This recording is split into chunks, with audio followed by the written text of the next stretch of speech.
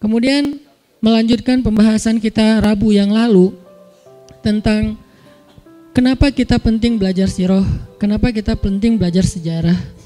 Bukan hanya sirah Nabi sebetulnya, sejarah Indonesia juga penting.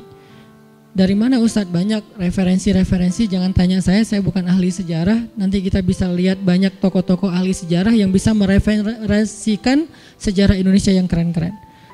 Secara umum, salah satu manfaat atau pentingnya kita belajar sejarah itu kata Allah di surat Hud ayat 120 yang tadi saya baca adalah manusabbitu bihi fuadak, meneguhkan hati. Kalau bahasa saya kemarin, mempertajam nalar. Itu salah satu tujuan belajar sejarah, mempertajam nalar. Jadi ketika kita melihat sesuatu, kita itu bisa langsung menyimpulkan. Kenapa? Karena yang kita lihat itu bukan sesuatu yang baru. Udah pernah terjadi dan udah ada hasilnya. Jadi nggak membuat kita jadi kayak masih kagok gitu, nih apa. Nggak ada pertanyaan nih apa, karena itu udah pernah terjadi di masa lalu dan bukan sekali, berkali-kali dan sudah ada hasilnya. Sehingga kita langsung bilang, wah ini kayak yang dulu nih. Beda kan? Ini tuh kayak yang dulu, oh berarti gini. Artinya orang yang banyak membaca sejarah seperti orang yang hidup bukan 60 tahun. Tapi ribuan tahun, orang yang banyak pengalaman pastinya nggak akan blank dalam melihat hal-hal yang terjadi dalam kehidupan dia. Beda sama misalnya anak kecil, ngelihat sesuatu kan dia kayak baru pengalaman pertama kan, masih nyoba-nyoba. Oh nanti gini hasilnya, oh gitu hasilnya. Itu anak kecil karena dia hidup baru belasan tahun. Beda sama orang yang udah 60 tahun. Nah kata kakeknya atau kata ayahnya, kamu jangan gini supaya kamu gitu. Kenapa? Kakek atau ayah udah ngalamin. Ternyata ada yang lebih panjang usianya daripada 60 tahun. Siapa? Orang yang membaca sejarah. Umurnya lebih panjang daripada orang yang sekedar hidup. Kenapa? Dia bisa berusia 1000 tahun, 2000 tahun, 3000 tahun, tergantung sepanjang apa sejarah yang dia baca. Sehingga siapa yang membaca sejarah, hobi membaca kisah, membaca sirah, berarti umurnya bukan 60 tahun. Umur saya sekarang misalnya 30-an sekian tahun. Kalau saya baca sirah Nabi, berarti umur saya 1430-an tahun lebih, atau 1400 tambah sekarang misalnya jadi sekitar 70-an tahun. Itu usianya. Kenapa? Saya baca sirah Nabi, saya baca sirah sahabat, saya baca sirah Bani Umayyah, saya baca sirah Bani Abbasiyah, saya baca sejarah Bani Utsmani, saya baca sejarah Bani Fatimiyah, saya baca tentang perjalanan kaum muslimin di Eropa misalnya, dan segala macam. Makin banyak baca sejarah Islam yang tua banget, yang udah 1400 tahun itu, berarti semakin panjang usia kita. Seperti orang yang sudah hidup ribuan tahun, artinya dia punya pengalaman yang banyak. Pengalaman itu membentuk pola pikir. Pola pikir itu menjadi guidance dia dalam mengambil sikap terhadap kejadian-kejadian dalam kehidupan dia. Itu pentingnya sejarah. Sehingga kalau ada orang yang masih bingung, kenapa ya? Pertanyaan itu berarti pertanyaan yang jarang baca sejarah. Kenapa ya umat Islam kayak gini? Kenapa ya kita kayak gini? Kenapa ya kita susah bangkit? Kenapa ya kita, dan segala macam. Pertanyaan kenapa? Karena dia kurang analisa. Memang kita tetap butuh menganalisa realitas yang membaru. Tetapi semua itu tidak akan lepas dari pola kejadian sejarah. Hanya dia secara detailnya ada hal-hal yang memang baru. Tapi secara garis besarnya itu tuh pernah terjadi. Baik dalam kasus personal, keluarga, bahkan bangsa. Sehingga ketika terjadi lagi orang yang hidup dalam sejarah, dia gak akan heran. Dan dia gak akan kebingungan menentukan sikap. Saya harus sikap kayak gimana? Saya harus berpihak ke siapa? Saya harus mengingkari siapa? Gak akan kebingungan. Kenapa? Dia udah pernah baca sejarah. Tapi orang yang kehilangan akar sejarah, kata banyak pembicara ya, maka dia kehilangan referensi bersikap. Sehingga dia nggak tahu lagi apa yang membuat dia harusnya pride, yang membuat dia bangga, kemudian pede, kemudian visioner. Karena dia nggak punya lagi referensi tentang itu di dalam kehidupannya. Nggak ada referensi, nggak ada sejarah. Itulah yang diputuskan oleh orang-orang yang tidak senang dengan Islam. Diputuskan akar sejarah. Diputuskan akar, baik itu akar sejarah agama maupun akar sejarah kebangsaan kita. Diputuskan aksesnya supaya kemudian kita tumbuh sebagai orang yang bingung. Lalu dalam kondisi yang masih blank itu diisilah dengan pola-pola baru, diisilah dengan konten-konten baru yang membentuk pola pikir, kemudian membentuk sikap. Akhirnya jadi kita tanpa sadar ngikutin sikap yang diarahkan oleh orang lain. Dibentuk dengan apa? Bahkan karena mereka pun gak punya sejarah, dibentuklah dengan fiksi. Akhirnya muncullah generasi yang wannabe-nya bukan wannabe orang yang sukses pada masa yang dahulu. Wannabe-nya sesuatu yang sifatnya cuman cerita hayalan. Kamu mau jadi apa? Mau jadi superhero. Kamu mau jadi apa? Aku mau mengalahkan Thanos yang udah dapat 4 batu. Sampai sikapnya muncul rasa berpihak dan tidak, itu tergantung dari apa yang dia dapatkan lewat referensi fiksi. Referensinya aja fiktif. Gimana dia akan menentukan masa depan? Referensinya fiktif, gak benar-benar terjadi. Padahal yang sekarang itu pernah terjadi di dalam sejarah para nabi dan sejarah Rasulullah. Ada tuh, orang-orang sekarang itu tuh ada. Salah satunya, nonton misalnya dulu ada film yang sempat ramai, gak usah ditonton sih. Troy.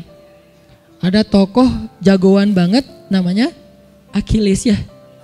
Yang ketika terjadi battle, peperangan, terus ada duel dulu kan biasanya sebelum perang, dan itu emang udah jadi kayak semacam skenario perang dari zaman dulu. Ada duel dulu nih 2 orang, jagoan masing-masing. Dari sebelah sana ngirim satu petarung, badannya gede banget, kayak raksasa. Dari sebelah sini, pas disuruh lawan dari sana nggak ada yang berani, karena lawannya terlalu besar. Jadi kalau dalam bahasa sejarah itu mirip dengan cerita Talut dan Jalut. Ya, Goliat. Musuhnya adalah Goliat, gede, kuat.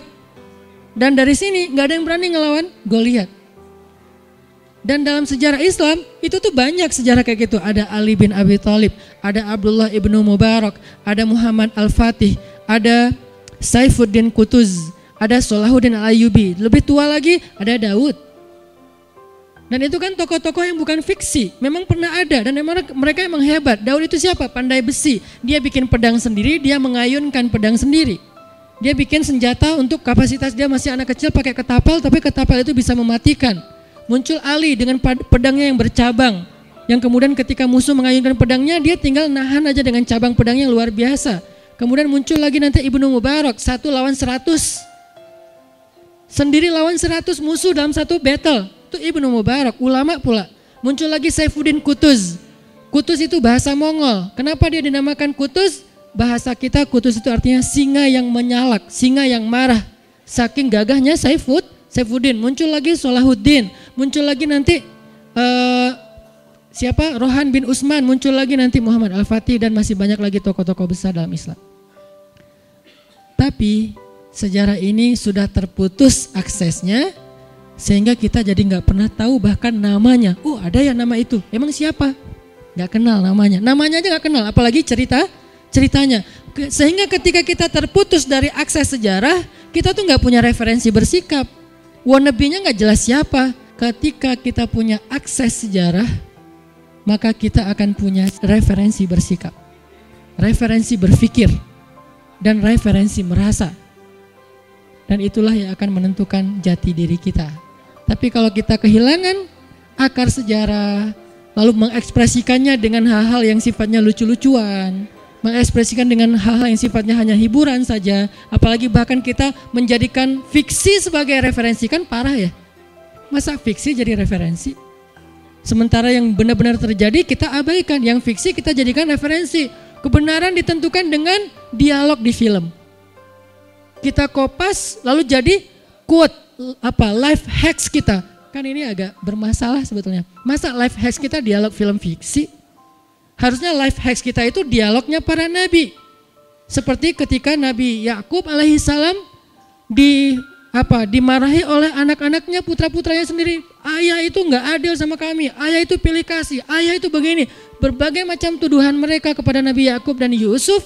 Muncullah sebuah quote yang luar biasa, kata-kata yang luar biasa, life hacks yang harusnya jadi guidance kita dalam hidup kita untuk menentukan sikap. Apa quote-nya? Nabi Yakub mengatakan, Wallahul musta'an ala ma tasifun, ashku bathi wa huzni ilallah fasabrun jamil. Kata-kata itu udah hilang. berlalu sesuai dengan terputusnya akses sejarah. Sehingga ketika kita mengalami apa yang dialami Nabi Yakub, kita kebingungan menentukan referensi sikap. Ini saya harus gimana, saya harus gimana. Kata-kata saya harus gimana terjadi gara-gara dia kehilangan referensi sejarah. Kalau dia baca sejarah, nggak perlu tanya saya harus gimana. Saya akan bersikap seperti Yakub bersikap. Dan itu yang dikatakan Sayyidah Aisyah ketika difitnah. Dituduh selingkuh, dituduh main belakang segala macam dengan Sofwan bin Mu'attal. Lalu ketika Nabi bertanya kepada Sayyidah Aisyah, ya Aisyah apa pendapatmu tentang berita yang beredar di luar? Apa jawaban Sayyidah Aisyah? Aisyah tidak menjawab.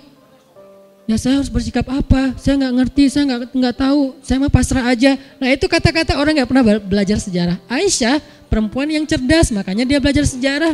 Langsung Sayyidah Aisyah mengatakan, saya tidak akan membela diri. Saya hanya akan mengatakan apa yang dikatakan Yakub.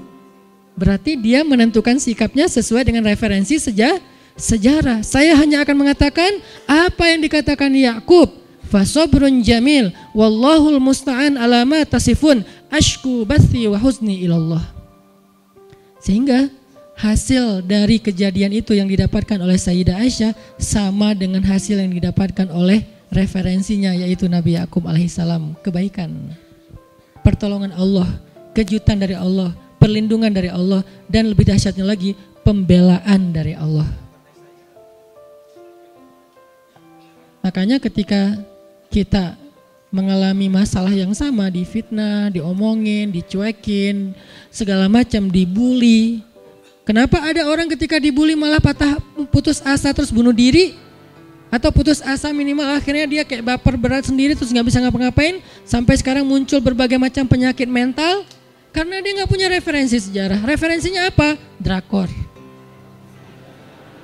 Akhirnya dia mencoba untuk wannabe seperti aktor-aktor yang ada di sana. Ustaz gak nonton? Dikit. Maksudnya saya gak mau memposisikan diri sebagai orang suci lah ya. Tapi saya gak senang drakor sebenarnya. Cuman kayak banyak banget yang ngomong-ngomongin, akhirnya penasaran apa sih dan segala macam, nyari tahu sedikit-sedikit. Artinya ada orang yang pengen menjadi seperti itu dan dia merasa bahwa dia itu merasakan apa yang dirasakan oleh misalnya siapa yang di dalam film-film drama Korea itu, dan dia merasakan kayak aku udah jadi seperti itu. Terus ada kayak semacam kepuasan, ceritaku tuh mirip banget loh sama yang di drama Korea. Aku tuh dikhianati. Kenapa? Karena akses sejarahnya terputus. Sekarang waktunya kita mengembalikan akses itu, membuka akses itu, baca buku sejarah. Baik sejarah bangsa kita, apalagi sejarah agama kita. Dan insya Allah gak akan bertolak belakang antara dua sejarah ini. Sama-sama kebaikan. Cuman tetap kalau sejarah bangsa kita ratusan tahun, kalau sejarah agama kita ribuan tahun. Karena agama kita itu bukan cuma sejarah Nabi Muhammad, tapi juga sejarah para anbiya dari Nabi Adam, Nabi Nuh dan seterusnya. Berarti kita udah kayak hidup puluhan ribu tahun pengalaman kita coba. Kan dahsyat baca sejarah itu. Salah satu, bahkan para ulama mengatakan sejarah itu adalah wawasan para raja. Dulu raja-raja itu memang mereka punya satu pelajaran wajib selain geografi ya. Karena itu disebut dengan Thaqafatul Muluk, wawasan para raja. Kurikulum raja lah. Di zaman-zaman Islam masa kejayaan dulu kan anak-anak yang calon raja dari keturunan raja, biasanya kan keturunan tuh, mereka udah punya sekolah sendiri dan salah satu kurikulum wajib calon raja selain kemampuan fisik, militer segala macam, mereka harus belajar filsafat, bahasa, geografi, sejarah, wajib. Kenapa filsafat Ustadz? Cara berpikir kritis. Kenapa sejarah Ustadz? Punya pengalaman. Sehingga ketika dia jadi raja, dia tuh gak culun. Kok bisa usia 14 tahun jadi raja, tapi kayak pengalamannya udah jadi raja sekian ribu tahun? Karena dia baca sejarah raja-raja. Sehingga apa yang dialami oleh pendahulunya seolah-olah pernah dialami oleh dia. Dan dia gak bingung lagi menentukan sikap. Itu kenapa sejarah itu menjadi wajib bagi calon raja dulu. Geografi kenapa? Ini ekspansi. Geografi itu bukan soal pembagian wilayah, tetapi juga bagaimana ekspansi kekuasaan. Itu inti dari geografi yang mereka pelajari. Bahasa, kemampuan berdiplomasi dan segala macam, kemampuan mempengaruhi, eksis di sosial media mereka. Sosial media mereka itu adalah tempat-tempat bertemunya para tokoh, eksis dalam FGD, eksis dalam meeting, eksis dalam kongres. Kemampuan berbahasa, menjelaskan dan berargumentasi, itu adalah wawasan para calon raja. Salah satu di antara sekian banyak wawasan calon raja itu adalah sejarah. Jadi nggak sesederhana yang kita pikir, ini mah cuman bidang ilmu bagi yang senang doang. Saya tuh aslinya nggak senang sejarah, aku tuh kan orangnya move on, nggak melihat masa lalu. Salah. Sejarah itu bukan cuma masa lalu kita diputusin tanpa alasan. Itu sejarah apa? Sepele banget lah, itu receh. Itu aja bisa mempengaruhi sikap kita kan. Akhirnya kita nggak gampang percaya orang, gara-gara apa? Pernah percaya banget sama orang tapi ternyata dia kayak mengkhianati kita. Kan berarti terpengaruh oleh sejarah masa lalu kita pribadi. Padahal ada sejarah yang lebih dahsyat dari sekedar masalah itu. Jadi sejarah bukan salah satu cabang ilmu atau wawasan atau bacaan, tergantung hobi. Sejarah itu tentang diri kita. Sejarah itu adalah yang membentuk pola pikir dan sikap kita. Dan kalau pola pikir dan sikap sejarah ini kemudian menjadi pola pikir dan sikap bangsa, kebayang nggak tuh bangsa ini jadi apa? Bukan pola pikir dan sikap individu, satu di antara sekian banyak orang Indonesia, enggak. Mayoritas orang Indonesia tahu sejarah bangsanya, tahu sejarah agamanya yang luar biasa, tahu sejarah Islam itu yang paling berjaya di muka bumi. Ketika mayoritas kaum muslimin di Indonesia, terutama anak muda, tahu sejarah Islam, itu ngeri loh hasilnya, dahsyat banget. Kebangkitan itu nggak bisa dibendung. Dan dia nggak akan gampang terpengaruh oleh berbagai macam fitnah, oleh berbagai macam berita-berita yang kemudian menjadikan agamanya justru sebagai tersangka atau antagonis. Nggak bisa. Dia tahu sejarahnya. Nggak bisa agama Islam itu dijadikan sebagai tersangka, objek fitnah, apalagi jadi tokoh antagonis. Masa Islam dan tokoh-tokoh Islam jadi Thanos? Nggak bisa. Karena dia tahu dia tuh bukan Thanos, dia tuh bukan penjahat, dia tuh bukan Joker. Walaupun ada alasan, enggak. Islam itu keren banget dan dia tahu sejarahnya. Sehingga gimana pun orang mencoba untuk ngegoreng tentang agamanya, tentang bangsanya, tentang apa keislamannya, nggak akan terpengaruh. Orang bacaannya tuh banyak, bacaannya tebal-tebal, dan dia tahu banget sejarahnya. Dia bisa meneliti bahwa itu kenyataan, bukan sekedar fiksi. Ada runut riwayat informasi yang jelas, sehingga dia nggak akan terpengaruh. Salah satunya terbangkitlah giroh, hamasah masa lalunya. Kita perlu tahu tentang sejarah itu. Ada orang yang tahu sejarah nasab dirinya aja, kadang-kadang jadi pede kan. Saya itu bukan orang biasa, saya tuh ningrat. Ada yang kayak gitu kan? Kalau saya rakyat jelata sejarah saya. Tapi rakyat jelata ini rakyat jelata yang pejuang. Saya tahu kakek saya pejuang, saya tahu ayah dan ibu saya pejuang, bukan pejuang kemerdekaan mungkin ya. Tapi pejuang keluarga yang mereka itu nggak pernah give up dengan semua masalah kita yang rumit. Sehingga itu tuh menjadi spirit buat saya. Kalau ibu saya aja pejuang, masa saya jadi orang yang malas-malesan dan gampang menyerah? Nggak bisa. Karena saya punya sejarah. Sesederhana itu aja berpengaruh loh. Gimana dengan sejarah yang bukan keluarga kecil saya? Sejarah apa? Agama dan bangsa saya. Indonesia itu punya sejarah yang dahsyat. Kita nggak hanya bisa bangga dengan Islam, tapi juga kita bangga dengan nasionalisme kebangsaan kita yang punya sejarah perjuangan yang bahkan bisa mengusir negara-negara dan bangsa-bangsa yang kuat di dunia dengan kekuatan kita yang seadanya, tapi bisa. Kenapa? Karena kita punya sejarah. Nah, itulah kenapa Allah mengatakan, kami kisahkan kepadamu kisah-kisah para nabi, kata Allah ya. Wa kullan naqussu 'alaika min amba'ir rusul. Semua kisah-kisah Rasul itu kami kisahkan kepadamu Muhammad, manusabbitu bihi fuadak, untuk meneguhkan pendirianmu wahai Muhammad. Punya sikap. Kenapa Nabi Muhammad akhirnya punya sikap? Nggak bingung, nih gimana ya? Jawabannya ada di masa lalu, bukan di masa sekarang. Ketika Nabi Muhammad dimusuhi oleh kaumnya, belajarlah kepada Nuh, belajarlah kepada Musa. Ketika Nabi Muhammad malah kayak dikomplain oleh kaumnya sendiri, oleh sahabatnya sendiri, orang-orang Ansor, Nabi Muhammad mengatakan, rahimallahu akhi Musa, laqad udhiya aktsara min hadza fasabara. Allah merahmati saudaraku Musa. Lihat sikap sejarah. Allah merahmati saudaraku Musa. Dia pernah difitnah dan disakiti lebih dari ini dan dia bersabar. Sehingga aku juga akan bersabar seperti dia. Ini namanya sikap sejarah. Nabi aja mengambil sikap dari pendahulunya. Siapa kita yang mau menentukan sikap sendiri tanpa ada referensi sejarah? Emang kita lebih hebat dari Nabi? Nabi aja tuh udah paling sempurna, manusia yang nggak ada lagi pembandingnya, masih mengambil sikap dari referensi sejarah pendahulunya. Nabi Musa, Nabi Nuh. Salah satu tujuan Nabi Mi'raj ke langit apa? Ketemu para nabi kan di setiap langit. Dan para nabi itu bukan cuma ketemu say hi udah gitu kayak udah pelukan pergi, enggak. Mereka bercerita. Wahai Muhammad saudaraku, kata Musa, aku dulu pernah diuji begini. Alhamdulillah aku bersabar, akhirnya aku mendapatkan hasil ini. Kaumku itu lebih bawel daripada sahabat kamu. Kaumku itu kamu tahu kan Bani Israel seberapa bawelnya mereka. Ada apa-apa viral, ada apa-apa trending, itu Bani Israel banget. Dan Nabi Musa menceritakan dengan bahasa beliau, Nabi Muhammad mendengarkan, akhirnya naik lagi semangatnya. Insya Allah saya akan kuat seperti engkau hai saudaraku Musa. Ketemu Ibrahim, anakku Muhammad. Kalau Nabi Ibrahim manggilnya anaknya. Kalau Nabi Musa manggilnya akhi. Kalau Nabi Ibrahim memanggilnya ibni.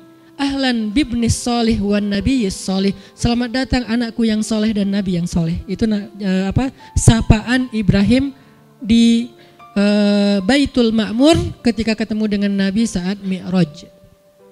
Ahlan bibni solih wa nabiyyin solih. Kalau Musa ahlan bi akhi solih wan nabiyyi solih. Selamat datang saudaraku yang soleh dan nabi yang soleh. Tapi mereka semuanya bercerita. Nabi Ibrahim bercerita kisah beliau di Irak, kisah beliau di Mesir, kisah beliau di Palestina, kisah beliau di Mekah. Asal usul munculnya kehidupan di Mekah. Ketemu lagi dengan Nabi Isa. Nabi Isa bercerita kisah beliau, kisah ibu beliau, kisah saudara sepupu beliau yaitu Yahya. Para anbiya semuanya berkisah kepada Nabi untuk mentasjih, untuk menguatkan kesabaran Nabi dan semangat Nabi dalam berdakwah. Sehingga pulang dari Mi'raj terjadilah sebuah lompatan besar dalam dakwah Nabi. Lompatan itu disebut dengan istilah hijrah. Setelah Mi'raj, hijrah itu terjadi. Nabi langsung prepare, kita akan hijrah ke Madinah. Apa preparationnya? Bawa orang-orang haji yang datang dari Madinah. Waktu itu udah ada haji walaupun belum ada syariat Islam, tapi haji versi zaman jahiliyah. Kumpulkan mereka, saya mau mengajak mereka masuk Islam. Lalu mereka dibaiat, setelah baiat mereka ditarbiyah. Beres tarbiyah mereka pulang lagi ke negerinya, siapin kebutuhan-kebutuhan untuk Nabi berhijrah. 2 kali baiat, Aqabah 1, Aqabah 2. Tahun berikutnya Nabi hijrah. Dari mana Nabi dapat gagasan-gagasan sampai ada lompatan dalam sejarah dakwah Nabi? Lewat Mi'raj. Belajar sejarah langsung kepada pelakunya di langit. Memang kita nggak sekeren Nabi untuk naik ke langit langsung ketemu dengan para anbiya, tapi kan kita punya referensi untuk dibaca dan didengar. Bukankah kalian punya mata untuk melihat, kata Allah, punya telinga untuk mendengar, punya hati untuk menilai, punya akal untuk berpikir? Afala ta'qilun? Tidakkah kalian menggunakan itu untuk berpikir? Itu kenapa Allah Subhanahu wa taala mengatakan wa kullan naqussu 'alaika min amba'ir rusul. Itulah kenapa kami kisahkan semua berita tentang para rasul, manusabbitu bihi fuada. Menguatkan hatimu, menguatkan sikapmu, menguatkan pendirianmu, menentukan pola pikirmu sehingga kamu tidak lagi bingung wahai Muhammad. Dan Allah katakan lagi, wa ja'aka fi hadhil haqqu wa mau'izatun wa dzikra. Di dalam cerita-cerita itu ada kebenaran, bukan fiksi. Apalagi kata Allah, mau'izah, nasihat, ibrah, pelajaran, wa dzikra, peringatan. Nasihat kalau itu adalah tokoh-tokoh yang baik supaya kita meniru mereka. Wa dzikra, peringatan kalau itu tokoh-tokoh yang buruk agar kita tidak mengulangi kesalahan itu. Itu sejarah. Jadi orang yang gak ngerti sejarah, jangan-jangan dia terjebak dalam sikap yang dulu pernah rugi orang yang melakukan sikap yang sama. Karena dia gak tahu. Allah sering bilang, alam taro, tidakkah kamu perhatikan? Kaifa fa'ala rabbuka bi ashabil fil? Alam yaj'al kaidahum fi tadlil? Wa arsala alaihim tayran ababil? Tarmihim bihijaratin min sijil? Faja'alahum ka'asfim ma'kul. Tidakkah kalian perhatikan bagaimana Allah memperlakukan ashabul fil, pasukan gajah? Allah kirimkan untuk mereka burung-burung kecil yang membawa batu yang panas, lalu mereka melempari pasukan itu dengan batu-batu itu dan membuat mereka seperti daun-daun yang dimakan ulat. Apa di sini pelajarannya? Bukan cuma menikmati nostalgia sejarah pasukan gajah, tapi mengambil pelajaran dari adegan-adegan sejarah itu. Pelajaran gampangnya gini, jangan seperti mereka ya, itu maksudnya. Jangan seperti pasukan gajah ya, jangan seperti siapa? Abraha ya. Apa sikap yang salah dari Abraha sehingga kita harus jadikan itu peringatan untuk tidak kita ulangi? Sikapnya apa? Dia mau menyaingi agama Allah dengan materialisme. Dia bangun sebuah rumah ibadah yang paling megah, terbuat dari emas, permata, zamrud, segala macam, sampai berharap dengan rumah ibadah yang megah ini, yang secara arsitektur dia futuristik banget, orang berbondong-bondong datang ke tempat ini dan meninggalkan Ka'bah yang cuman persegi 4 sederhana, gak terlalu canggih secara desain menurut Abraha. Ternyata gak berhasil, orang tetap aja pergi ke Ka'bah dan rumah yang dia bangun menghabiskan budget sekian emas dan perak, ternyata gak mendatangkan orang banyak, malah orang datang ke sana malah membandingkan, oh ini bagus sih tapi gak menarik ya, pergi aja. Akhirnya Abraha kan sebel ya, ilfil gitu, bete dia, kenapa ya saya udah ngabisin budget anggaran habis-habisan buat ngebangun sebuah bangunan yang megah, tapi malah gak mendatangkan orang untuk meninggalkan Ka'bah. Malah orang gak beralih dari Ka'bah ke Ethiopia. Tetap aja Ka'bah lebih ramai daripada Ethiopia, marah. Banyak orang yang mencoba untuk melakukan hal yang sama dengan bentuk-bentuk yang berbeda untuk untuk memadamkan cahaya Allah. Yuriduna liyutfi'u nurallah wallahu mutimmu nurihi walau karihal kafirun. Mereka pengen memadamkan cahaya Allah, sedangkan Allah menyempurnakan cahayanya walaupun orang-orang kafir itu tidak suka. Itu pelajarannya. Pengen memadamkan dengan berbagai macam cara. Sehingga kalau kita baca sejarah surat Al-Fil, suratnya rata-rata kita hafal. Harusnya jangan hanya dilantunkan dalam sholat, hanya dilantunkan dalam tilawah, tapi kita ambil itu sebagai sebuah sikap. Jangan sampai saya mendukung Abraha modern. Siapa Abraha modern? Yang ingin memadamkan cahaya Allah, ingin memadamkan agama Allah, ingin memadamkan dakwah fi sabilillah dengan cara-cara mereka. Pertama caranya membangun pengaruh, pengen lebih eksis. Gak bisa, akhirnya pakai cara kasar ya. Gak bisa dengan membangun pengaruh dengan materialismenya, dengan kemegahannya, dengan segala macam pamor-pamornya, gak berhasil dengan cara itu.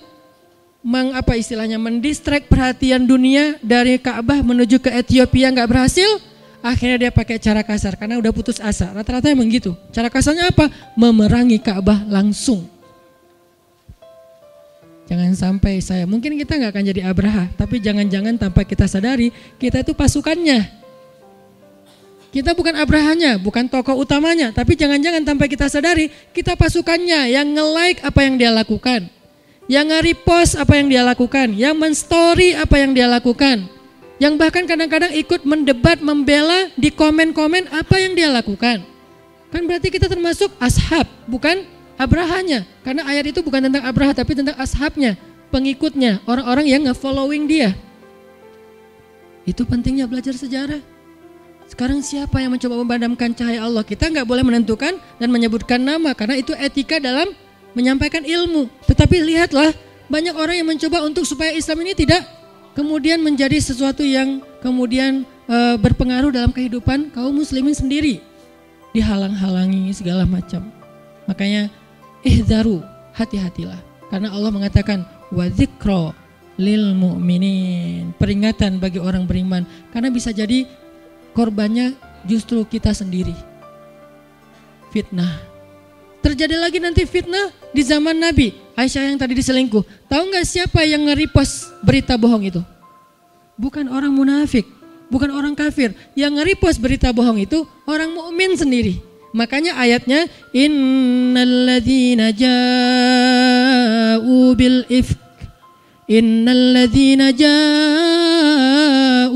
ifk usbatum minkum, sesungguhnya yang menyebarkan, apa bahasa kita menyebarkan? Bahasa sosmed, nge-repost. Yang posting pertama orang Yahudi, posting pertama nih, Kemudian orang mukmin ngelihat, wah ada berita heboh, repost tanpa cross check benar atau salah. Gampang banget kan, tinggal pakai aplikasi gratisan repost. Tapi captionnya diganti biar terasa lebih orisinil ya. Dia nggak mau nge-repost dengan captionnya, diganti sendiri captionnya. Nggak nyangka ya, kalau orang Yahudi yang pertama pertama memposting berita itu, captionnya gini, Aisyah dan Sofwan pulang berdua, tanda tanya. Salah apa betul? Betul, emang pulang berdua kan? Tapi kan bukan berarti selingkuh. Kenapa pulang berdua? Darurat, karena tertinggal rombongan. Dan nggak salah itu, sehingga si Yahudinya nggak bisa dituntut. Sebagai media, dia tidak melakukan kesalahan kode etik.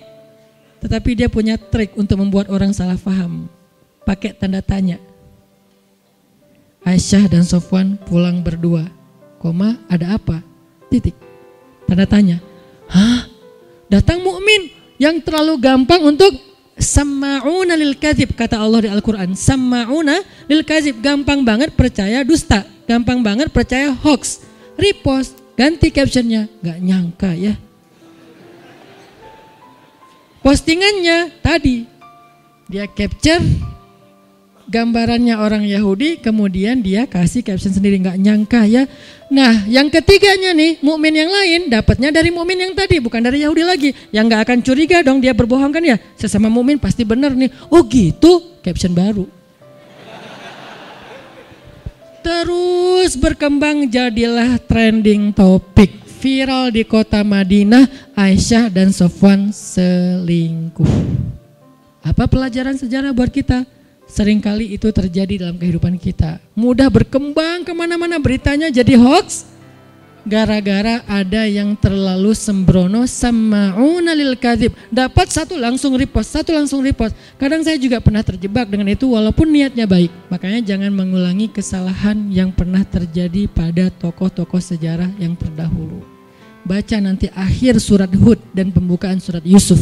Karena surat Yusuf itu isinya cerita, kisah-kisah. Sikap Nabi Yusuf itu tuh penting buat kita. Ada yang pernah ngerasa kayak dijailin sama keluarga besarnya, kakak adiknya kadang-kadang gak suka sama dia, kayak dizolimin dalam urusan waris? Belajar sama Nabi Yusuf, gak akan rugi. Mungkin orang ngerasa bahwa kita kalau dizolimi dari sisi waris, kita jadi orang yang paling rugi dalam satu keluarga. Mereka itu galak-galak, mereka ambil warisan dari ayah saya dan segala macam, saya dizolimi. Belajar dari Yusuf yang dilemparkan ke dalam sumur. Bagaimana perjalanan beliau, justru beliau lebih beruntung daripada kakak-kakaknya. Kezoliman kakak-kakaknya membawa Yusuf ke puncak dari karirnya, dari puncak dari kebahagiaannya, sampai akhirnya kakak-kakaknya datang untuk meminta maaf dan menjadi pengikut Yusuf di Mesir. Belajar dari Nabi Yusuf ketika beliau digoda oleh seorang cewek cantik. Apa sikap beliau? Bagaimana cara beliau menolaknya? Belajar dari Nabi Yusuf ketika beliau di dalam penjara. Belajar dari Nabi Yusuf ketika beliau dapat kekuasaan. Banyak banget pelajaran dari Nabi Yusuf. Jangan sampai kita jadi kakak-kakaknya Yusuf. Kan gitu kan salah satu pelajarannya. Jangan-jangan tanpa kita sadari kita itu kakak-kakaknya Yusuf. Yang dengki kepada keluarga kita sendiri. Lalu kita fitnah. Kalau lebaran gak mau ketemu. Pulang mudiknya beda hari. Jangan-jangan kita adalah kakak-kakaknya Yusuf. Belajar. Ada mau'izoh, ada zikro. Kalau yang baik namanya mau'izoh, kalau yang tidak baik namanya zikro, peringatan. Ambil dan pilih sikap itu untuk menentukan hasil dalam kehidupan kita. Itu teman-teman, kelanjutan dari kemarin. Tadinya saya mau ngelanjutin membahas tentang tanda-tanda kenabian. Karena tanda-tanda kenabian juga dahsyat banget, luar biasa. Banyak banget ibroh, mau'izoh dan zikro yang kita bisa ambil di situ. Tetapi karena saya pengen mempertegas lagi pembahasan kita pada minggu yang lalu, biar kita tahu kenapa sih harus belajar sejarah. Kenapa harus baca sirah Nabi? Kenapa gak cukup dengan sekedar baca Quran aja? Lagi pula kita gak akan ngerti Quran kalau kita gak ngerti sirah. Orang yang baca Al-Quran cuman terjemah, gak baca sirah, itu kayak baca sebuah teks, baca sebuah surat dari orang yang dia gak kenal. Beda tuh. Pernah gak baca teks chat dari orang yang kita gak kenal? Cara ngomongnya, intonasinya. Kita baca dengan intonasi kita kan?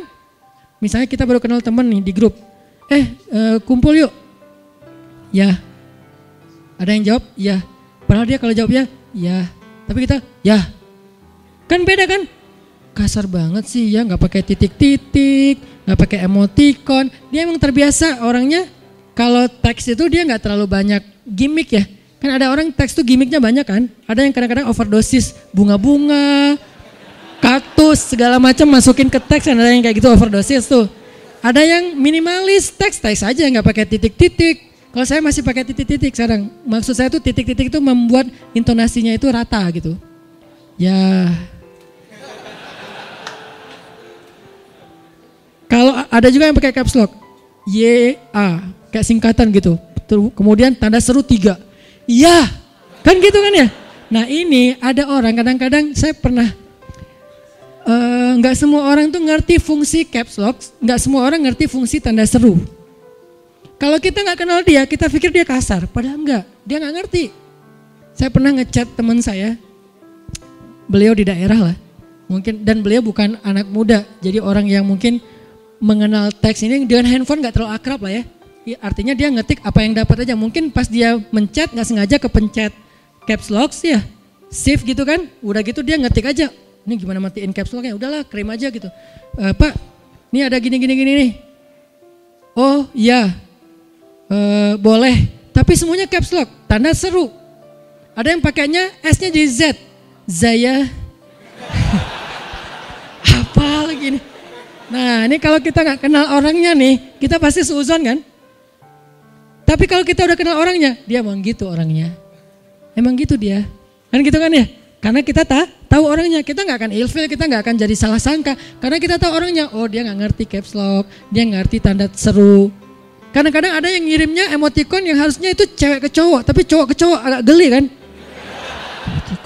Masa emoticon kiss? Kan astagfirullahaladzim. Dia salah pencet. Dia pikir itu kayak oh ya, anak uhibbuka fillah gitu kan. Love gitu kan, uhibbuka fillah. Love-nya di mata, matanya jadi love gitu kan ya. Uhibbuka fillah pakai love. Oh ya, gelah sih sebetulnya. Tapi ya orangnya nggak ngerti ya, makanya kita mungkin teman-teman kita orangnya kan santai gitu. Orangnya tuh kayak anak-anak muda biasanya nggak terlalu lebay gitu kan ya. Oh ya makasih apa misalnya. Tapi ada yang makasih ya, Masya Allah apa segala macam. Kok dia ekspresi banget sih. Nah kita harus tahu orangnya dulu, baru kita mengenal maksud dari teksnya. Maka untuk memahami Al-Quran dan Sunnah berbentuk teks, kita harus paham sirah. Kalau nggak kita nggak akan ngerti maksudnya. Pernah terjadi kesalahpahaman itu dulu di zaman tabi'in. Tabi'in itu artinya nggak ketemu Nabi kan, nggak tahu ketika wahyu itu turun ada kejadian apa. Taunya cuma teks, sama kayak kita. Cuman mereka ketemu sahabat. Dalam satu peperangan, kaum muslimin terdesak sama musuh orang-orang Persia. Sehingga ketika terdesak, ada seorang laki-laki tabi'in itu berarti generasi kedua yang nggak ketemu Nabi, nggak tahu sejarah Al-Quran turun. Dia pakai ayat, wahai kaum muslimin, janganlah kalian mencelakai diri kalian sendiri. Kita udah terdesak, mending kita mundur aja, kita pulang aja. Karena Allah berfirman, mulai dia pakai ayat. Allah berfirman, wala tulqu biaidikum ilat tahlukah. Janganlah kalian mencelakai diri kalian sendiri. Kebenaran qadarullah di situ masih ada beberapa orang sahabat yang tahu sejarah ayat itu. Dipukul dia sama sahabat. Buruk sekali pemahaman kamu terhadap Al-Quran. Kamu malah menurunkan semangat orang untuk mencari kebaikan di sisi Allah. Ayat itu turun ketika kami, nah mulai bahas sejarahnya. Ketika kami justru meletakkan senjata kami, menjual pedang-pedang kami, tidak mau lagi berinfak fisabilillah, turunlah ayat wala tulqu biaidikum ila tahlukah. Kebalikannya. Ternyata maksud ayat itu janganlah kalian mencelakai diri kalian sendiri dengan cara berhenti berjihad. Sedangkan tabi'in tadi memahaminya, udah berhenti aja, jangan perang lagi biar kita gak celaka. Kata Allah justru jangan berhenti, kalau kalian berhenti kalian mencelakai diri sendiri. Kebalikan ya. Kenapa bisa pemahamannya terbalik? Gara-gara gak paham sejarah ketika ayat itu turun. Makanya dipukul dengan pukulan yang tidak menghina atau menyakiti, maksudnya ditegur gitu. Jelek sekali, salah sekali pemahaman kamu tentang ayat itu. Dulu ayat itu turun kepada kami karena kami sudah menjual pedang kami. Kenapa menjual pedang? Karena merasa kaum muslimin sudah besar, jihad udah nggak perlu lagi. Nggak perlu lagi ada militer, nggak perlu lagi ada prajurit. Kita ini udah besar, kita ini udah berkembang, Islam itu udah ada di mana-mana, sehingga kita jual senjata kita. Dalam sejarah Islam, laki-laki tanpa senjata itu nggak ada izahnya dalam sejarah Islam. Semua laki-laki dalam sejarah Islam itu punya senjata dan tahu menggunakan senjata. Tetapi dia juga ada guidance, ada fikih cara membawa senjata. Nggak boleh dia membawa senjata ke tempat umum karena itu bisa menyakiti orang lain tanpa sengaja, gitu-gitulah. Yang jelas, kami jual pedang kami. Kami jual onta dan kuda perang kami. Kalau sekarang mungkin mobil-mobil off-road touring yang misalnya kayak mobil untuk kegiatan cowok-cowok kayak gitulah ya, dia jual. Kami jual panah-panah kami. Kami tidak mau lagi berinfak membantu dakwah dan jihad. Turunlah ayat, janganlah kalian mencelakai diri kalian sendiri. Pemahamannya justru sebaliknya. Pentingnya belajar sejarah. Teman-teman kalau baca fitnah dari orang-orang yang gak suka kepada Islam tanpa ada referensi sejarah pasti jadi bingung. Setidaknya kalau gak jadi benci jadi bingung kepada Islam. Katanya Nabi itu pintar, tapi kok gak bisa baca tulis? Nah, kita harus baca sejarah. Memang Nabi sebagian besar ulama mengatakan memang gak bisa baca tulis. Tapi pada masa itu bukan aib.